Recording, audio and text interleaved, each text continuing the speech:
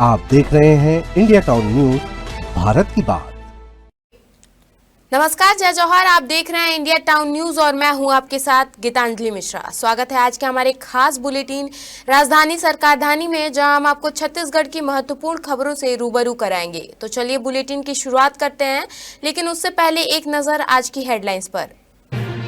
Railway group D की भर्ती पर हाईकोर्ट का बड़ा झटका, योग्य उम्मीदवारों को मिलेगा अब सही हक। हाईकोर्ट ने रेलवे की याचिका खारिज की।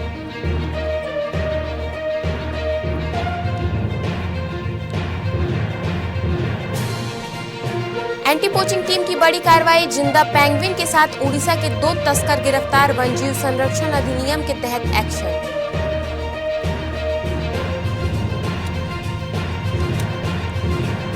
धान खरीदी को लेकर पूर्व मंत्री अमरजीत का आरोप, कहा किसानों का रकबा काटा, कई जगहों पर किया शून्य।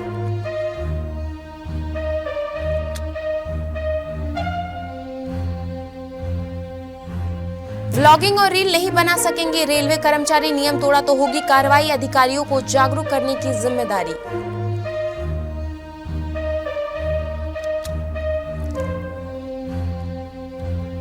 मुख्यमंत्री ने उद्योग प्रतिनिधिमंडल से की चर्चा, नई गाइडलाइन पर बैठक, 8 दिसंबर से लागू निर्णय, सरकारों के निर्णयों पर प्रतिनिधिमंडल ने जताया आभार।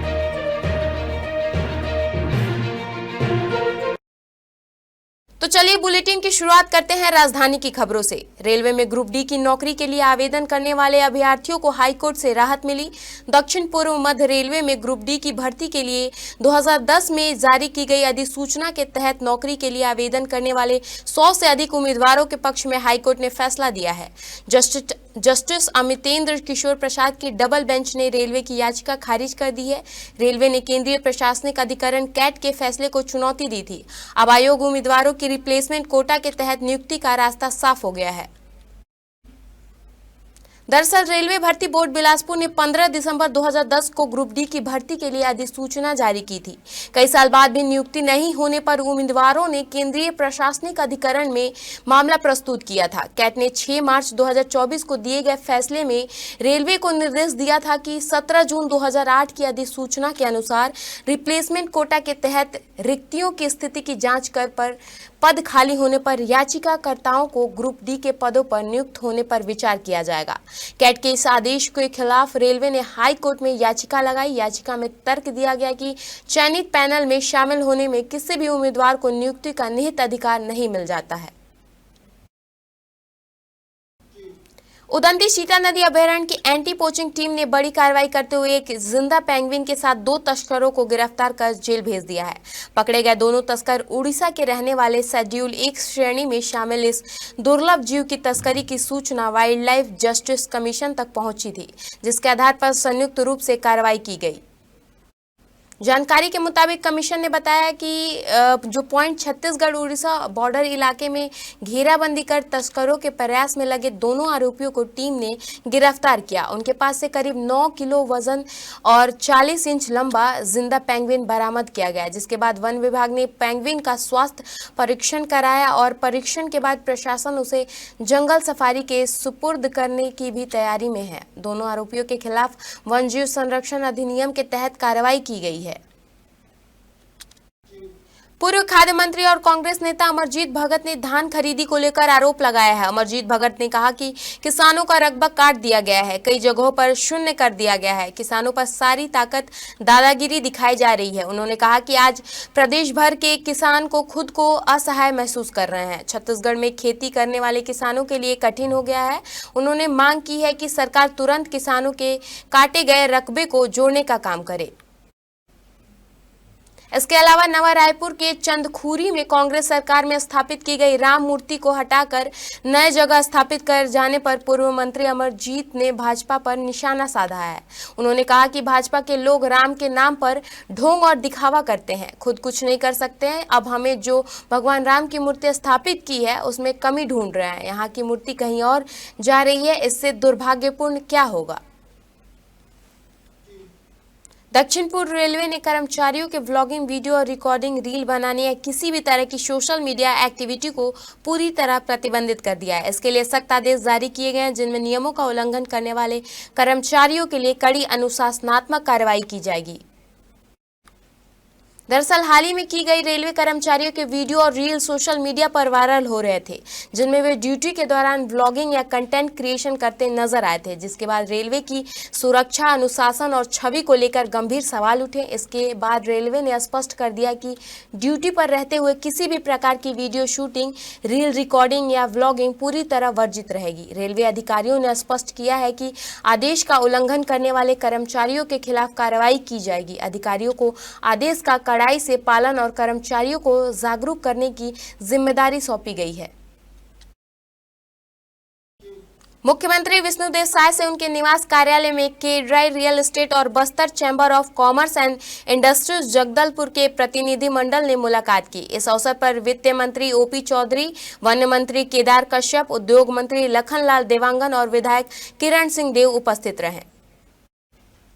आपको बता दें कि राज्य में 20 नवंबर 2025 से लागू नई गाइडलाइन दरों के संबंध में प्राप्त सुझाव, ज्ञापन और आपत्तियों पर विचार करने के लिए मुख्यमंत्री विष्णुदेव साय और वित्त मंत्री ओपी चौधरी के निर्देशों पर केंद्रीय मूल्यांकन बोर्ड की बैठक सोमवार 7 दिसंबर 2025 को आयोजित की गई थी। बैठक में पंजीयन और मूल्यांकन प्रक्रिया को अधिक पारदर्शी, सरल और जनहितैषी बनाने के उद्देश्य से कई व्यापक निर्णय लिए गए, जो 8 दिसंबर से तत्काल प्रभाव से लागू हो जाएंगे। प्रतिनिधिमंडल ने सरकार द्वारा लिए गए महत्वपूर्ण निर्णयों पर मुख्यमंत्री साय का आभार व्यक्त किया।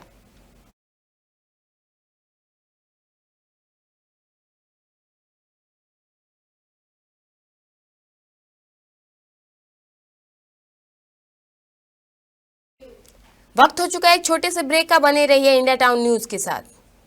कभी कभी चेहरे का छुपा दर्द दुनिया नहीं देख पाती है।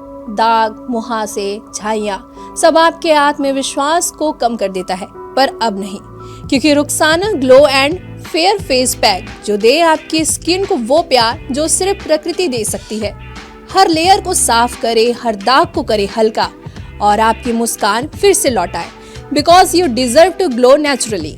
Rukhsana herbal beauty product Amazon, Meesho और फ्लिपकार्ट में भी उपलब्ध। अमीन मोटर्स उड़ान ई रिक्शा छत्तीसगढ़ का नंबर 1 ई रिक्शा शोरूम, जहां आपको सभी प्रकार के ई रिक्शा के वैरायटीज उपलब्ध मिलेंगे।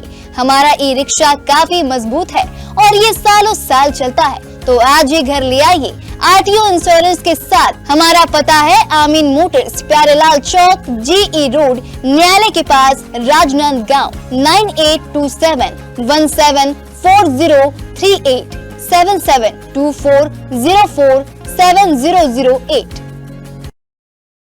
ब्रेक के बाद आपका स्वागत है। चलिए बढ़ते हैं अगली खबरों की ओर। प्राक्कलन समिति की महत्वपूर्ण बैठक में वरिष्ठ सांसद बृजमोहन अग्रवाल ने छत्तीसगढ़ के एविएशन सेक्टर की व्यापक और तेज विकास जरूरतों को बेहद प्रभावी तरीके से सामने रखा। नागरिक उड़ान मंत्रालय की योजनाओं और कार्यों की समीक्षा के दौरान उन्होंने राज्य में हवाई संपर्क, औद्योगिक विकास और ग्रीन एनर्जी ट्रांजिशन को गति देने के लिए कई निर्णायक सुझाव रखे। सांसद अग्रवाल ने रायपुर, नवा रायपुर, भिलाई इंडस्ट्रियल कॉरिडोर के भीतर एक बड़े ग्रीनफील्ड इंटरनेशनल एयरपोर्ट की आवश्यकता को प्रमुखता से उठाया। उन्होंने मंत्रालय से स्पष्ट किया कि छत्तीसगढ़ अब एक नेशनल स्टील और पावर हब के रूप में तेजी से उभर रहा है। ऐसे में राज्य के दूसरे इंटरनेशनल एयरपोर्ट के लिए अप्रूवल प्रक्रिया में जल्द से जल्द तेजी लाई जाए। हालांकि बिलासपुर, रायगढ़, अंबिकापुर और जगदलपुर को उड़ान से जोड़ना सकारात्मक कदम है, लेकिन उन्होंने कहा कि 2025 से 35 के संशोधित उड़ान वर्जन में छत्तीसगढ़ को और भी अधिक कवरेज मिलना चाहिए। उन्होंने विशेष रूप से आग्रह किया कि अगले बिडिंग राउंड में जगदलपुर, अंबिकापुर, बिलास और रायगढ़ के नई रूट बेहतर सुविधा और उच्च गुणवत्ता वाली सर्विसेज अनिवार्य रूप से शामिल हो।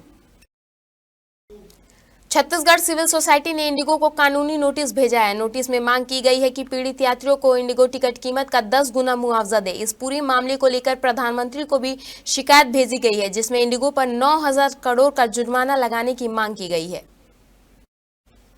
वहीं आज सुबह 9 बजे रायपुर से मुंबई जाने वाली फ्लाइट कैंसिल हो गई। इसके अलावा मुंबई, दिल्ली और हैदराबाद से आने वाली एक और फ्लाइटें यानी कुल 4 फ्लाइटें कैंसिल हो गई हैं। दिन भर में और भी फ्लाइटें कैंसिल, डाइवर्ट और डिले हो सकती हैं। फ्लाइट संकट से ट्रेन और बसों में भीड़ बढ़ गई है। सिविल सोसाइटी के संयोजक ने बताया कि प्रभावित यात्रियों की ओर से केंद्र सरकार ने भी शिकायत भेज दी गई है। इसमें पूरे मामले पर डीजीसीए की विशेष जाँच, इंडिगो पर 9,000 करोड़ का जुर्माना और भविष्य में ऐसी घटना को रोकने के लिए एक कड़े नए कानून की मांग की गई है। सोसाइटी ने चेतावनी दी है कि अगर 5 दिनों में जवाब नहीं मिला तो सक्षम न्यायालयों और प्राधिकरणों में सिविल और आपराधिक कार्रवाई शुरू की जाएगी। पंडित रविशंकर शुक्ला विश्वविद्यालय में ठंड के मौसम में सुबह 8 बजे आयोजित हो रही परीक्षाओं को लेकर छात्रों में नाराजगी बढ़ गई है। इस मुद्दे पर एनएसयूआई के प्रतिनिधिमंडल ने कुलपति से मुलाकात की और परीक्षा समय बदलने की मांग करते हुए ज्ञापन सौंपा है। एनएसयूआई का कहना है कि दिसंबर जनवरी की तेज ठंड में छात्रों को सुबह सुबह परीक्षा केंद्र तक पहुंचना बहुत मुश्किल हो रहा है। कई विद्यार्थी गांव और दूरस्थ इलाकों से आते हैं, जहां कोहरे और कड़कड़ाती ठंड के कारण समय पर निकलना चुनौती बन गया है।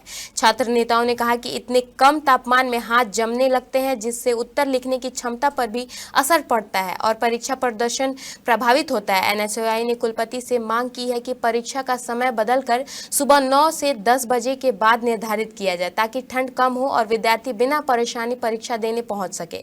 साथ ही प्रश्न पत्र वितरण पर सख्त निगरानी और जवाबदेही तय करने की भी मांग की गई है। नई दिल्ली के विज्ञान भवन में आयोजित एक भव्य समारोह में छत्तीसगढ़ की शिल्पकार हीराबाई झरेखा बघेल को धातुकला बेल मेटल में उनको अद्वितीय योगदान के लिए राष्ट्रपति द्रौपदी मुर्मू द्वारा राष्ट्रीय हस्तशिल्प पुरस्कार से सम्मानित किया गया। इस कार्यक्रम का आयोजन विज्ञान भवन में हुआ, जहां 2023 से 24 के विशिष्ट शिल्पियों को सम्मानित किया गया। छत्तीसगढ़ की हीराबाई झरेखा बघेल को विशिष्ट रूप से रेखांकित किया गया, क्योंकि उनका धातुकला क्षेत्र में विशिष्ट योगदान रहा है। वे जगदलपुर से हैं और बेल मेटल धातुकला में उनकी कला की पहचान देश भर में हो चुकी है। उत्तर से आ रही हवाओं की वजह से छत्तीसगढ़ में कड़ाके की ठंड पड़ रही है। मौसम विभाग ने सरगुजा, दुर्ग, बिलासपुर और रायपुर संभाग के जिलों में शीतलहर का अलर्ट जारी कर दिया है। 4 शहरों में तापमान 10 डिग्री सेल्सियस से नीचे पहुंच गया है। इनमें मेनपाट, अंबिकापुर, पेंड्रा और जगदलपुर शामिल है। मैनपाट में रात का पारा 4 डिग्री सेल्सियस से नीचे चला गया और वहां ओस की बूंदें जमकर बर्फ में बदल गई। अंबिकापुर में न्यूनतम तापमान 5 डिग्री सेल्सियस, पेंड्रा में 8 डिग्री और जगदलपुर में 9.8 डिग्री सेल्सियस दर्ज किया गया। पिछले 24 घंटों में सबसे अधिक तापमान 30.4 डिग्री सेल्सियस रायपुर में और सबसे कम न्यूनतम तापमान 5 डिग्री सेल्सियस अंबिकापुर में रिकॉर्ड किया गया।